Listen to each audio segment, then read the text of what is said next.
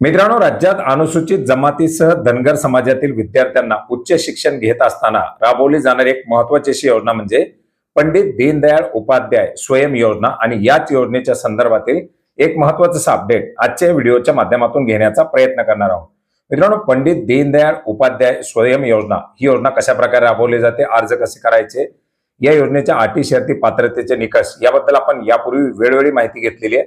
आणि मित्रांनो, याच योजनेच्या अंतर्गत ज्या विद्यार्थ्यांनी अर्ज केलेले आहेत अशा विद्यार्थ्यांना आपले अर्ज नूतनीकरण करण्यासाठी 31 जानेवारी 2026 पर्यंतची अंतिम मुदत देण्यात आलेली आहे.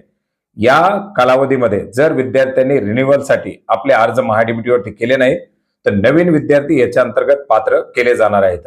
मित्रांनो, योजनेच्या अंतर्गत उच्च शिक्षण घेत असताना वसतिगृहाची सुविधा उपलब्ध झाली नाही तर अशा विद्यार्थ्यांना निर्वाह भत्ता म्हणून वार्षिक 60,000 रुपयापर्यंतचा भत्ता दिला जातो, ज्याच्यामध्ये महानगरपालिका क्षेत्र, नगरपालिका क्षेत्र, नगर परिषदा क्षेत्र अशा वेगवेगळ्या क्षेत्रानुसार हा भत्ता या ठिकाणी दिला जातो. आणि याच योजनेच्या अंतर्गत जे विद्यार्थी योजनेअंतर्गत पात्र आहेत अशा विद्यार्थ्यांना नूतनीकरण करण्यासाठी 31 जानेवारी 2026 ची मुदत देण्यात आलेली आहे.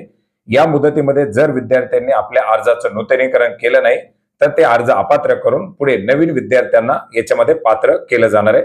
त्यामुळे आपण जर योजनेच्या अंतर्गत लाभार्थी असाल तर 31 जानेवारी 2026 पर्यंत आपल्या अर्जाचं नूतनीकरण करून घेण्याचा प्रयत्न करा.